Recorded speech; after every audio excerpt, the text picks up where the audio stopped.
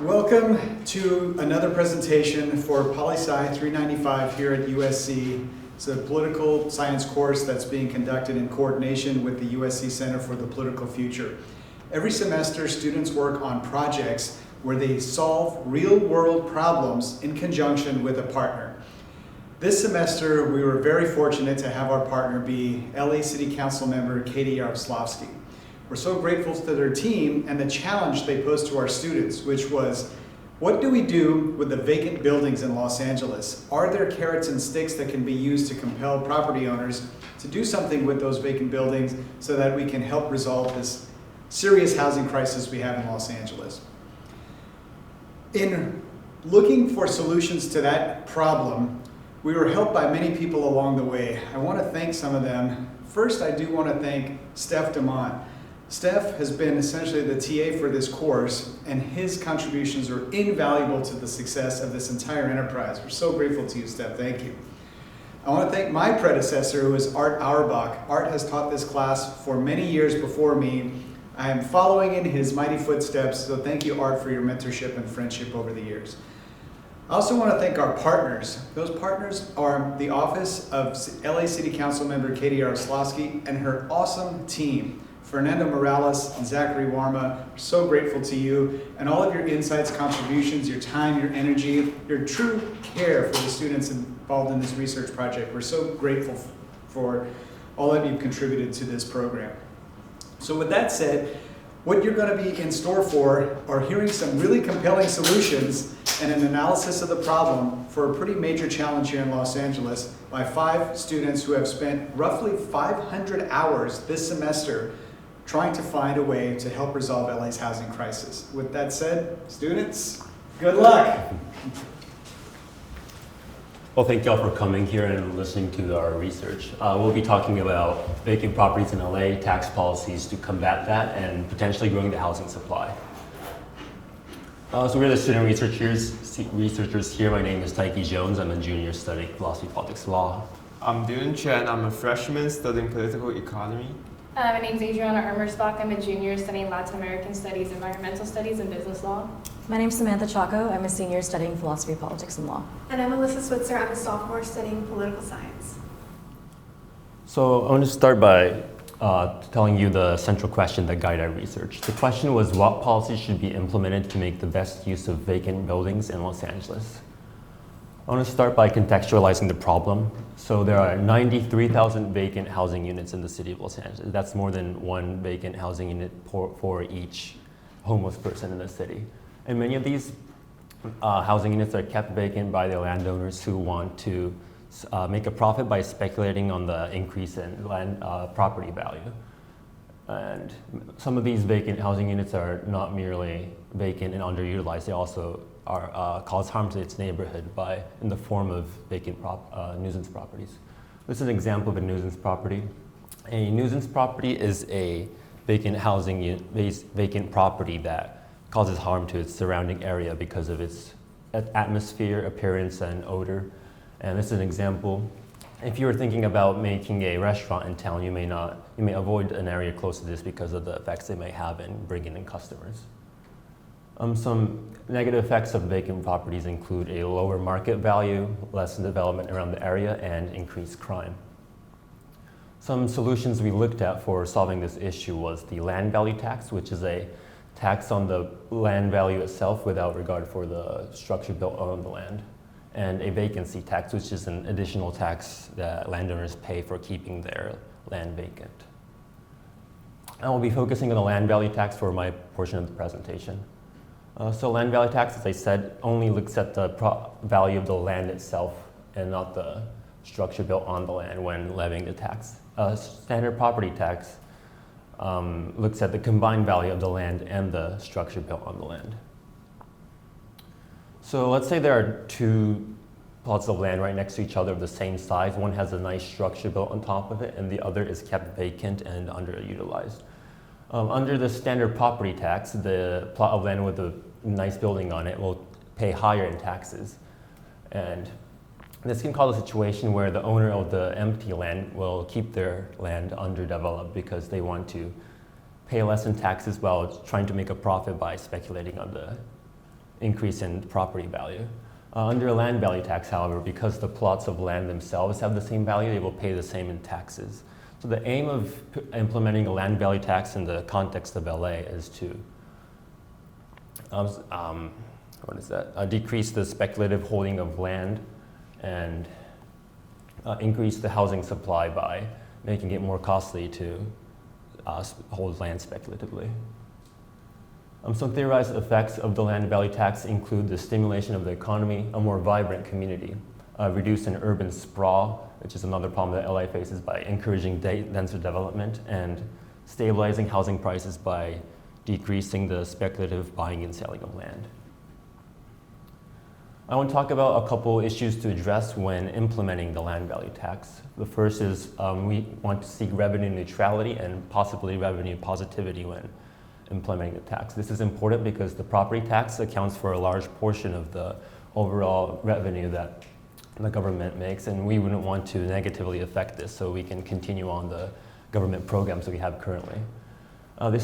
Having revenue neutrality also makes it easier for us to pass through the land value tax through the political process. And another aspect is that the accurate assessment of land value is very important for the successful implementation of the land value tax. So we can establish land registries and regularly update them for the land use information. This can be an enormous administrative burden, but is nonetheless important to do so for the successful implementation. And another aspect of the accurate land assessment is that we want to make a distinguishment between the individual efforts and the communal efforts for the increase in land value. So if someone makes a restaurant on top of their land and that increases the land value, we do not want to punish that, but if a metro station is made nearby, then we would want to tax higher for that. Before I pass it on to Dylan, I want to talk about the case of Pittsburgh, which had what's called a split rate tax from 1913 to 2001. So split rate tax is a mixture of land value tax and property tax, so they had both working in conjunction. They saw many positive effects of having the land value tax, such as increased development, increased investment in the downtown area, more dense housing development, while keeping overall taxes at the same rate. However, because of years of inaccurate land value assessment, when they finally accurately assessed the land value and increased the value to its accurate amount, many voters paid much more in taxes, which caused voter backlash, which led to the politicians using the land value tax, the policy itself, as a scapegoat for the poor execution, which led to the abolishment of the land value tax in the city. I think this is a good case to study to look at both the positive and negative effects, and it highlights the importance of keeping accurate land assessment. With that, I want to pass it on to Dylan, who will be looking at case studies for vacancy tax and the land value tax. Okay, so my part of the research is a comparative analysis, and I will be discussing the effectiveness of vacancy tax and land value tax in our international and domestic examples. There are 4 case studies, including Vancouver, Oakland, Singapore, and Harrisburg. The first one is Vancouver. Vancouver, in British Columbia, they have a speculation and vacancy tax which aims to decrease the housing price in Vancouver. The tax rate is 0.5% for Canadian and 2% for foreigners. The government also set a variety of exemptions, such as rented houses, medical needs, and work reasons. They set these exemptions so that at the end, 99.7% of the British Columbian don't need to pay the tax. So most of the taxpayers are foreigners. A report from the BC government stated that the tax helped add 18,000 units to the housing market. According to a research at Simon Fraser University, the speculation and vacancy tax does not bring down the housing prices in Vancouver in general. However, one exception, they found a significantly negative impact on the condo prices in Vancouver West. So it means that there is only effectiveness in particular type of housing in a particular region. And we can also see from the graph that there is no significant decrease on the vacancy rate. In fact, there is an increase in the vacancy rate in the COVID year. So the vacancy tax has limited effect in Vancouver. Then we will looking back to California, Oakland. They have a vacant property tax, which is a $3,000 to $6,000 flat fee. They set 10 allowable exemptions regarding financial hardship, disability, construction, and special circumstances. It's important to note that the rental price is already low before the policy in Oakland. The result. In the first year of the vacancy tax, it generated $5.6 million and $7.3 million in the second year. However, the vacancy tax didn't significantly help the increasing apartment vacancy rate. It increased by 1.8% in 2022, which is 0.6% more than the national increase. Despite generating large revenue, the vacancy tax didn't help the use of vacant buildings, which is our main research question.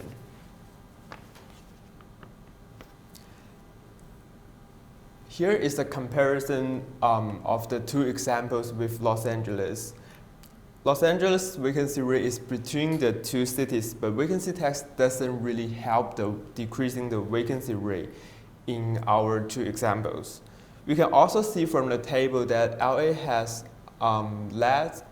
more single-family houses than Vancouver, meaning that there are less apartments. And from the research by Simon Fraser University in Vancouver, the large amount of Vancouver apartments allow the vacancy tax to be more effective. So there will be limited impact on housing prices in Los Angeles due to less apartments. However, from Oakland's example, the tax can still generate large revenue, but it will not work for decreasing vacancy rate and housing prices. If implementing a vacancy tax, it's recommended to have clear exemptions and appropriate tax rate. Then we will be looking at land value tax. Singapore has a land value capture strategy which includes development uplift and sale of land to private owners. Most of the lands in Singapore are owned by the government and they can only be sold on a leasehold term of less than 99 years. The value difference between the existing and proposed use or the development uplift is taxed. Even though this is not really a land value tax, using the idea of land value, Singapore created a long-term revenue stream for infrastructure development and housing programs, also discouraging speculation. On the other hand, it's important to know that Singapore has its own unique land ownership structure and higher population density than Los Angeles. Lastly, we have Harrisburg. It's a small city in Pennsylvania with population of 50,000. It's 1.3 times less densely populated than LA.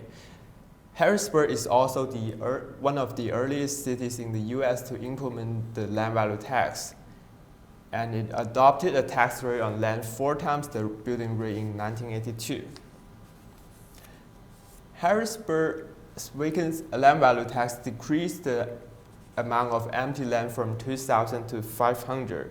The tax incentivizes investments and land use because it only charges a little for the improvement for land.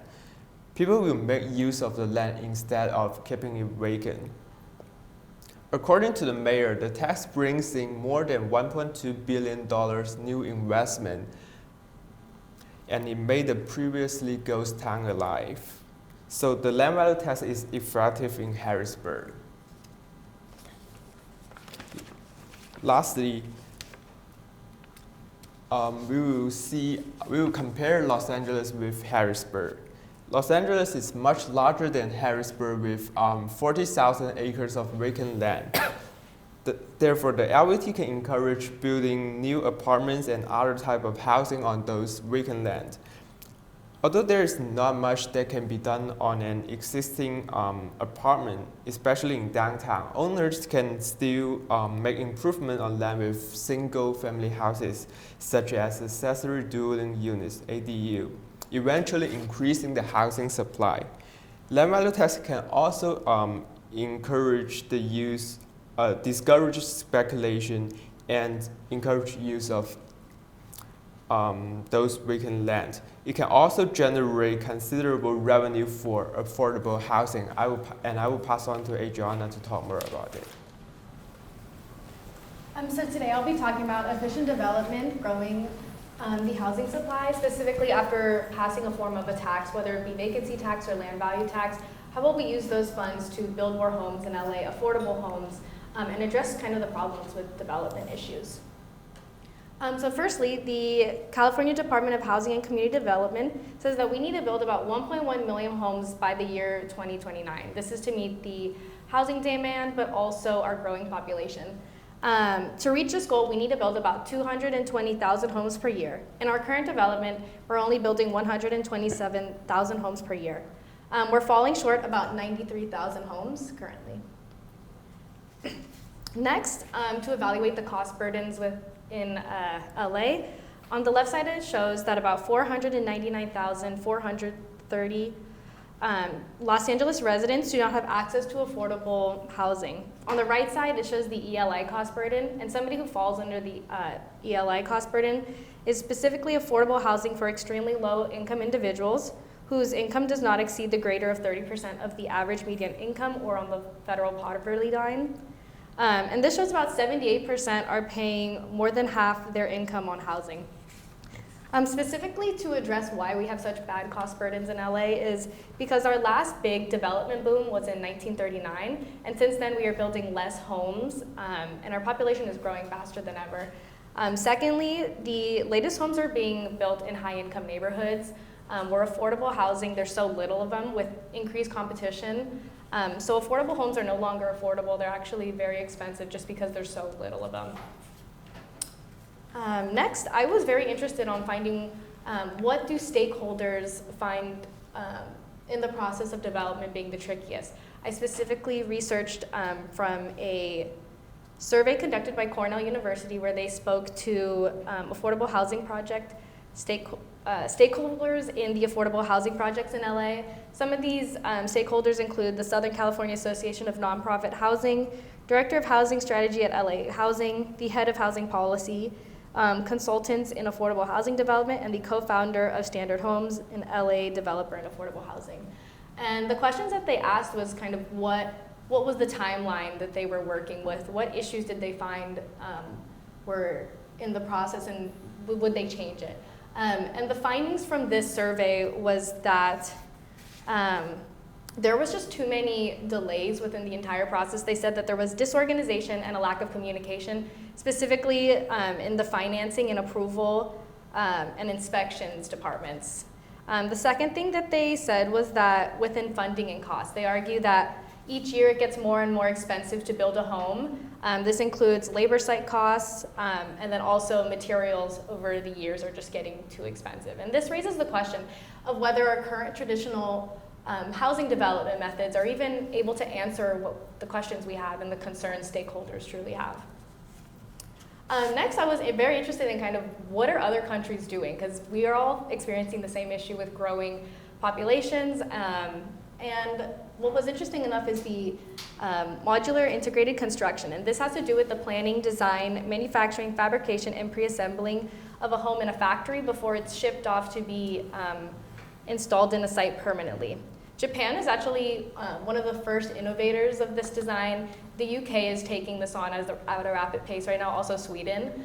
And that Japan actually built 1 million affordable homes using this development model. First, it has a quickened approval process where there was no more long applications for one home. Instead, it's allocating time towards one design, changing it a little bit, but getting that approved ultimately to build in a mass way to make a lot. The second one is that it addresses the funding and cost issues that stakeholders have. Brian Averson, a co-founder of a modular home company, Method Homes, says that the real savings is in the time. And then to kind of analyze why modular integrated construction was so cost beneficial was firstly that it lowered construction costs overall. It also reduced labor costs throughout. There's cost saving in material consumption. It also is a lot more eco-friendly development. Traditional development, we see that a lot of the waste ended up in landfills compared to in modular integrated design. We can kind of regulate that and do it sustainably. It also increased return on investment. So building homes more efficiently, this answers the timely manner question. It also answers kind of how do we build cheaper. We're able to build in a rapid pace where we can overall lower price of homes if we're able to make tons of them at once. I thought also was interesting enough to kind of address the cost burden issues that a lot of homeowners are facing in LA was that we can implement wide-scale environmental cost-saving technology. With this method, we can kind of hit all parts of the home instead of repairing a home and maybe just fixing a faucet. Compared to doing a wide scale of it, we can overall decrease utility costs and the amount to own a home in Los Angeles. Next, I wanted to look at specifically what places in the United States are using modular integrated housing, and specifically Minneapolis. So Minneapolis, in this case, they had a lot of vacant properties that fell into such disrepair just because property owners couldn't pay their homes anymore, and they ultimately fell to the government. The way that they were able to do modular integrated housing was first that they created 2 government housing programs. The first one is the Green Homes North, which is subsidized modular development to homes that met specific environmental standards for high efficient mechanical systems. The second program that they made was allocated special financing and down payment help specifically to low-income individuals, and this was families whose income was no more than 15% of the average median income. And they also worked with a modular home company and a construction company, and these 2 affordable homes program really help lift modular homes to be accessed to more people. The findings was actually extremely interesting, where they were able to trim about 25% off the cost of building a home. Also, it only took about 45 to 60 days to build a home depending on its size. So Minneapolis was able to build cheaper homes, but also extremely quickly to address the needs of its community to really flip around a community that's falling into disrepair. These affordable homes were actually created so much value to the community that these affordable homes are actually listed at $300,000, which is the average home in Minneapolis, just because it had to meet that environmental criteria, which it had just very modern designs. It brought more home ownership to the area with the financial assistance. So yeah. And then next, I was super interested on if there is a modular development kind of happening in the United States being taken by federal government. And interestingly enough, the Biden administration emphasizes on modular homes for lower construction costs and increased supply of affordable housing. The administration has also noted that already 20 million Americans are living in a modular home, which is the largest form of subsidized housing within the United States. This kind of opens up the questions of how states and localities are being encouraged to explore and adopt funding mechanisms to promote the innovations of construction of affordable, resilient, and energy-efficient homes for its future. Specifically, looking into kind of articles what they're arguing governments need to do. And one of them was grants. Grants being given to modular affordable housing projects who meet specific environmental criteria. And this is specifically kind of what Minneapolis was implementing to really help launch modular design as being a new development method. And the second one is even tax credit programs to support the expansion of modular development by giving business incentives almost for establishing modular factories. This can be by purchasing units built off-site, facilitating use of public land, idle lots, brownfields for modular housing. And this, I think, ultimately promotes the private public partnership, which drives so much of our new innovations in the city.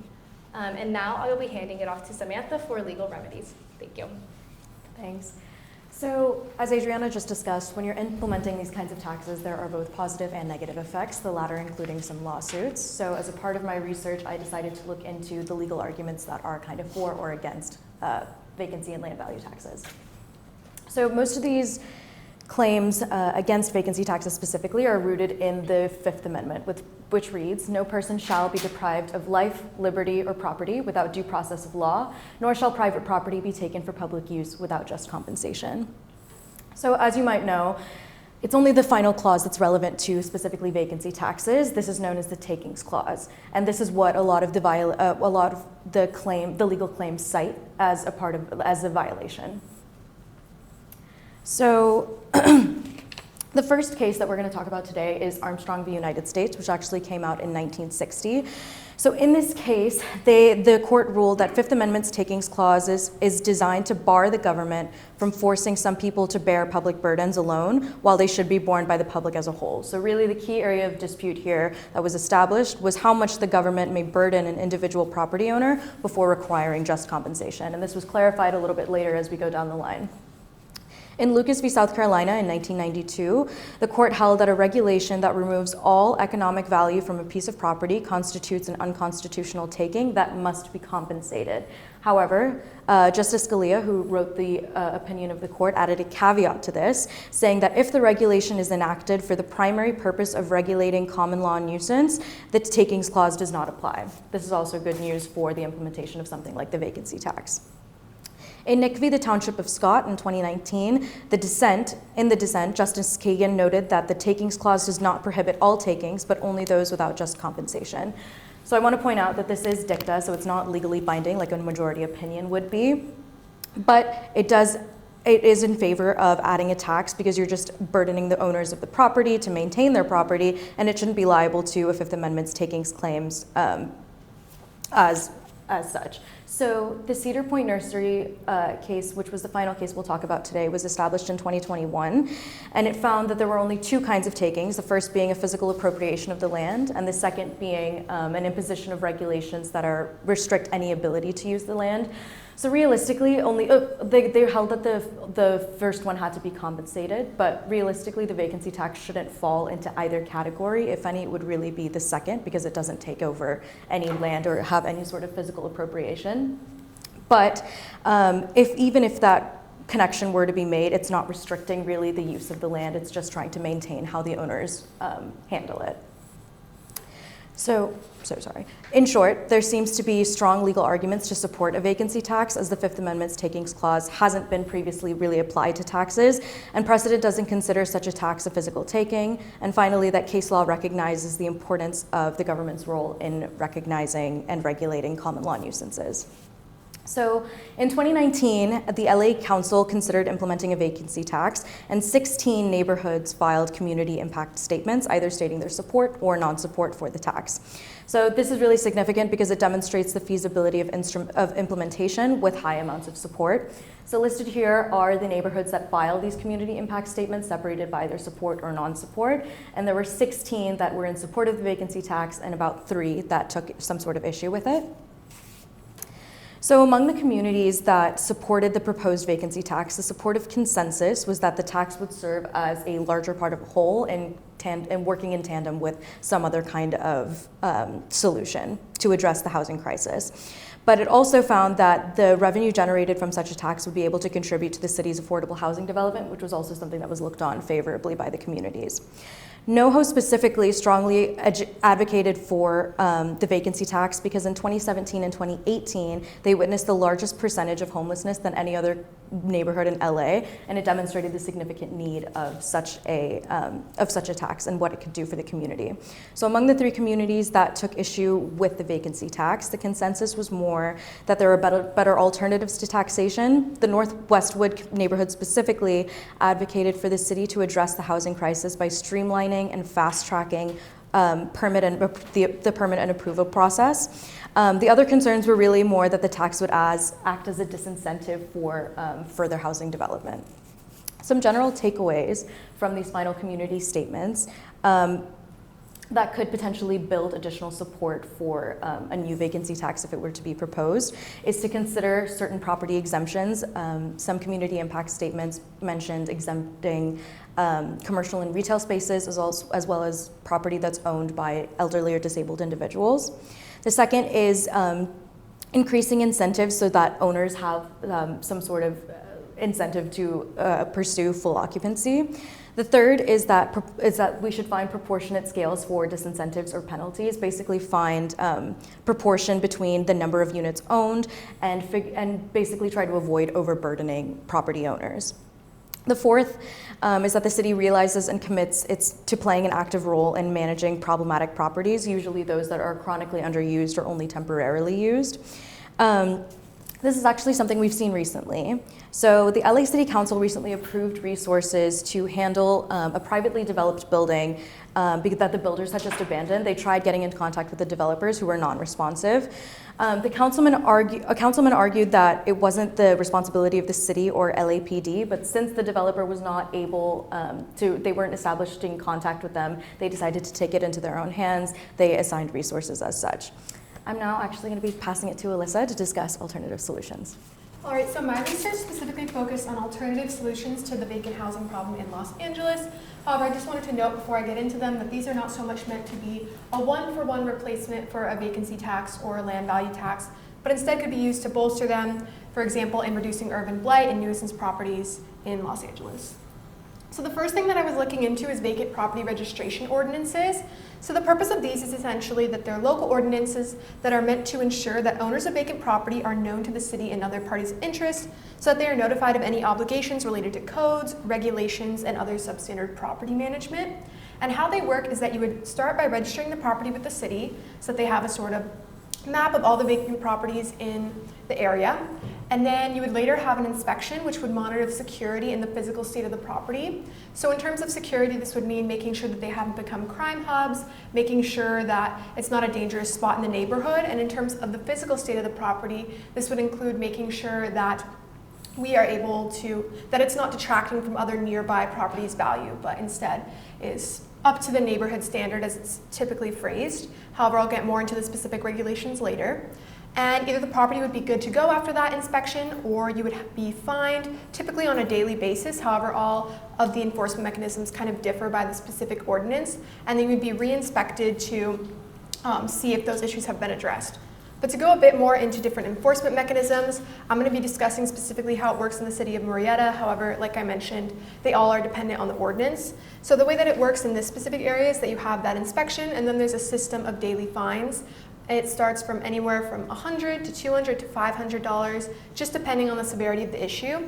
And then at a certain point, if these are not addressed, you would have a seizure of the property by the city manager, and then a statement of costs produced that have to be addressed. To go into one example of a success story with this type of program, there's in Chula Vista something called the Residential Abandonment Properties Program, also known as RAPP. It won the Helen Putnam Award for Excellence in Internal Administration, which is an outstanding award that's given to California cities for their achievements in policy. So in terms of this specific program, they had 3,500 property registrations, as well as 2,500 complaints, and eventually 770 violations that were issued for non-compliance with these neighborhood standards. How it works specifically is that they had $70 registration fees to register the property as vacant with the city, which was able to produce $112,000 in revenue. And then in terms of the non-compliance fees, that produced roughly $1.4 million in fees. And that was able to fully offset the $175,000 that it took to staff the program. So it didn't cost any extra to the city to run this program, but instead they were able to make revenue off of it.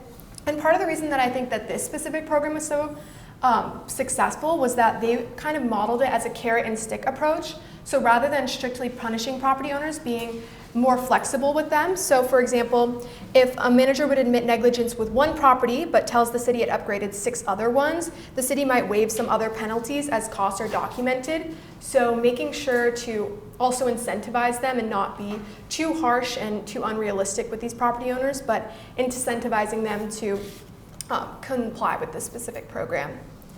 Another one is in Murrieta, as I just mentioned. I think another thing that is that needs to happen in order for these type of programs to work out with the city is that there has to be very clear health and safety standards. So for example, in the city of Murrieta specifically, in terms of security measures, you have to make sure that the windows, doors, and gates are locked. I believe it's stated that no one of a child's size should be able to enter the property. So making sure that they're secure. And then in terms of the physical state of the property, no graffiti, as the graffiti property that Samantha mentioned earlier, no trash just on the lawn, no overgrown weeds, things of that sort. So making sure that they're not detracting from nearby property value.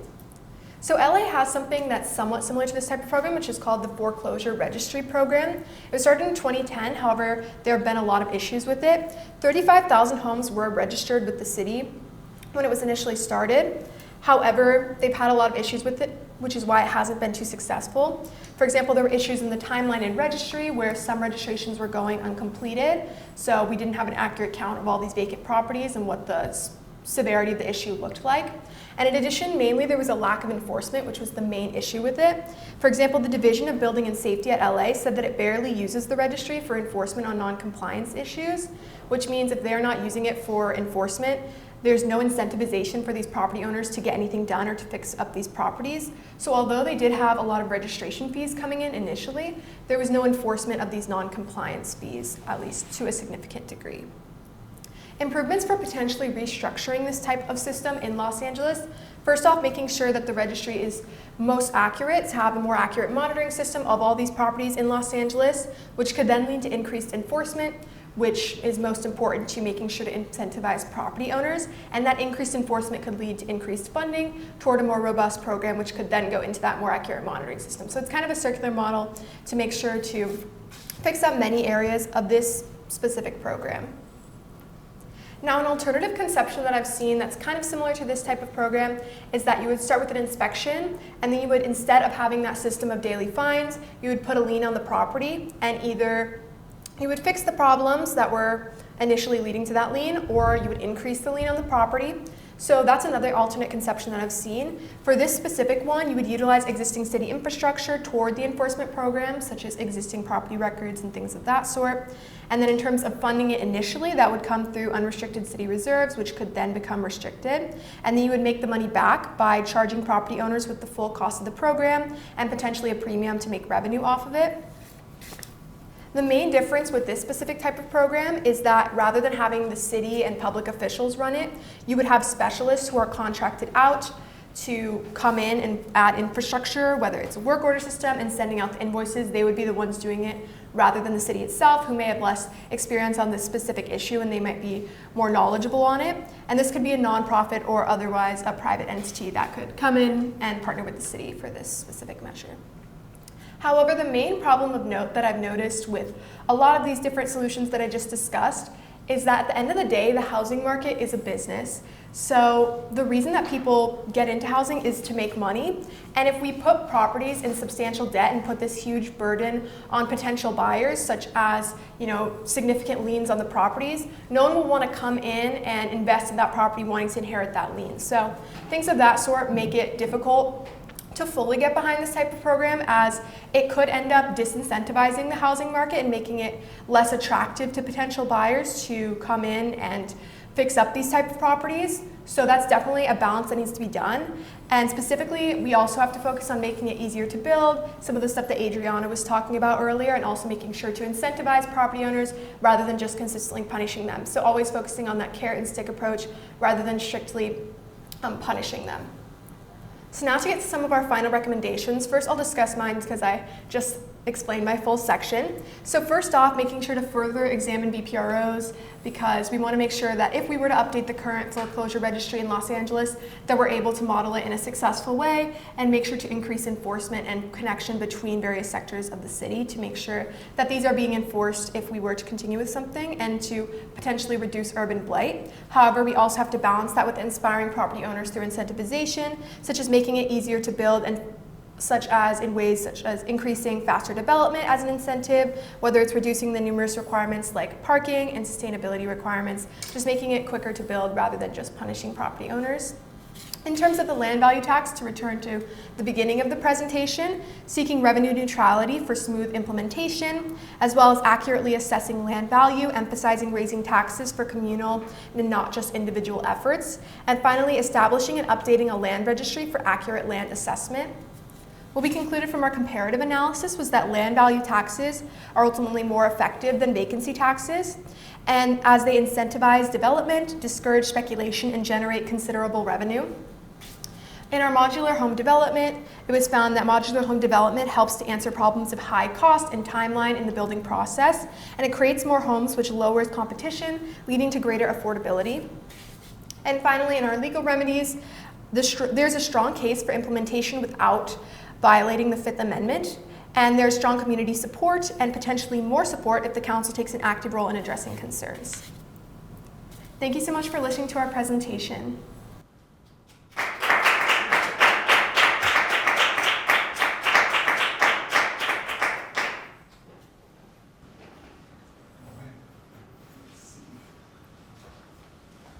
So I want to, thank you students, Lisa, Samantha, Taiki, Dylan, Adriana. Terrific job. It's so important for our whole nation to understand that young people have important insights into the social problems that they see in the world. We need to listen to their solutions for a way to make a better future. So we're grateful to these students for their insights and their research into addressing one of LA's most difficult challenges. At this point, we're going to go into questions. The council member's office can ask or comment in whatever way they feel appropriate. For my purposes, I'll be signing off from here. We're going to go into the Q&A portion next, but just on behalf of the Center for the Political Future and the Political Science Department here at USC, thank you so much. That was a really terrific job, and we're so grateful. Any questions?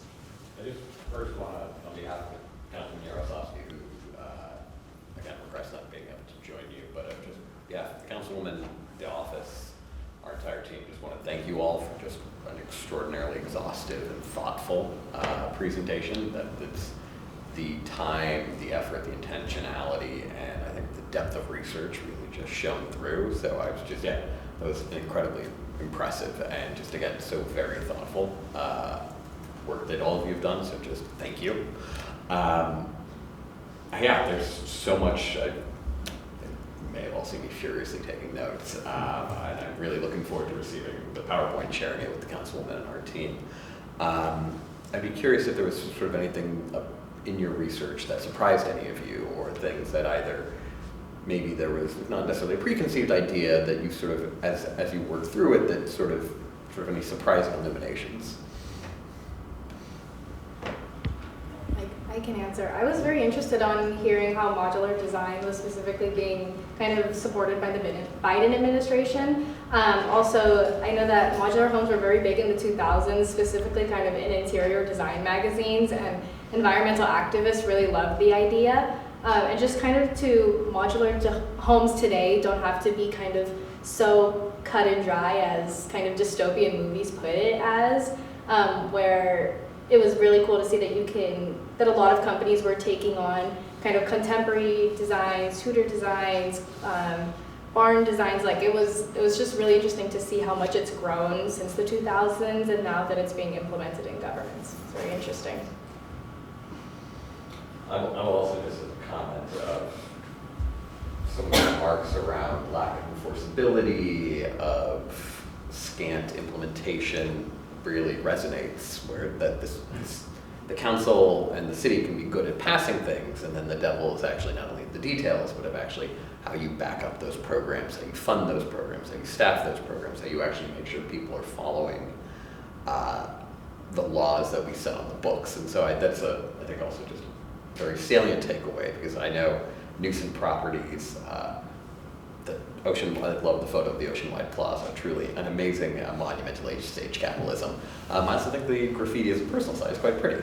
But putting that aside, of the Art Council District, there's been recently it was in the news, was a nuisance property with a hoarder. And so this is something the city has been grappling with for a minute, but particularly also in the news recently. It's like, how can we better enforce our laws on the books? How can we actually fund the programs to the extent that that there's a coherence and that community members actually feel like, oh, we're backing up what we say we're going to do. So this is, I think of, and also particularly salient, I think, was the support in 2019 for the vacancy tax. And so that's, I think, really worth revisiting and going through those community impact statements. So thank you for flagging those. Yeah, this rocked. Thank you.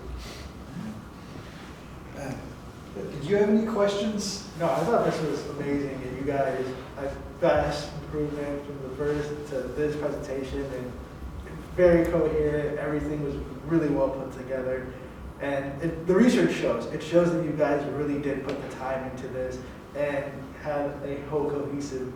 Because you had callbacks to each other in the past, but yeah, so it's really good.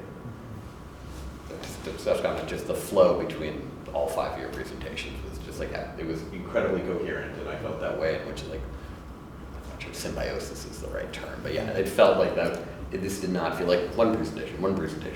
This was a truly collective effort. I was curious how you feel about it. Do you feel like land value tax, thumbs up, thumbs down, vacancy, thumbs up, thumbs down, or is it all like, it depends? Were you looking at empty buildings and thinking, we're never going to solve this problem? Or are you thinking, we can do it? Just having seen all the impediments and challenges and needs, like, how do you feel about it all? I'm just curious to hear from you all about that. I feel like the theory itself works, but as you said earlier, like, the devil is in the execution, and that can be a really big problem both for vacancy or land value tax, whatever they choose to implement.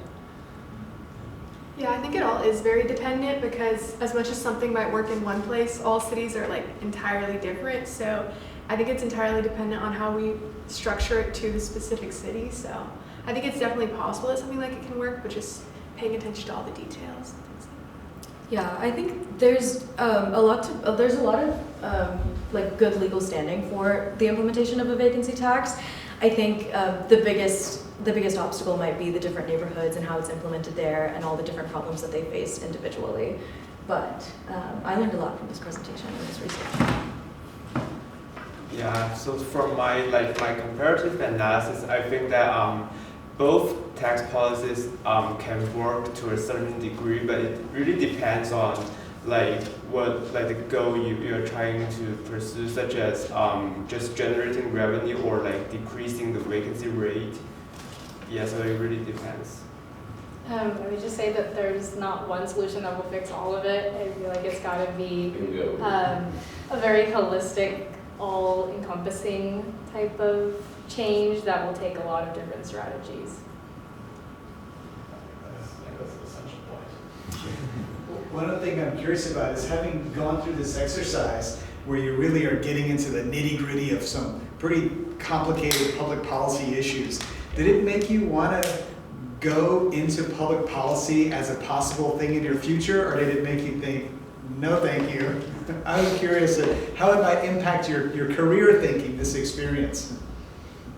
Well, as a poli-sci major, I feel like in all my classes, it's just constantly oh, nothing works. That's kind of the theme. So super uplifting, yeah. Yeah, it's very uplifting stuff, but I mean, it's what I've always wanted to go into, so I think it's all very interesting, and I think the cool part about policy is that you can actually see what you're doing on a community. So I think it makes you look for, it's kind of a challenge. It makes you look for creative solutions. It makes you look for, I feel like loopholes is not the word to reference when you're talking about legal remedies, but creative ways to approach and interpret long-standing precedent in order to work for something that you really believe will make a change. So I think it is pushing me in the right direction.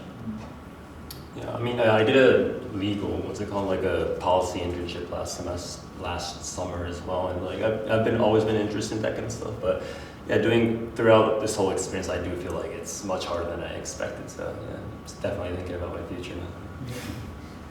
Yeah, and I also think it's an interesting experience, and also I think I have a lot to learn because it's my first research and my first exposure to this public policy thing. So yeah, I have a lot to work on. I feel like I've always been on the other side of it. I was a lot more in like the advocacy and mobilization process for different policies, but to really be behind kind of how it's all working out and how tedious it is and how much thought you need to put into it, it's kind of scary.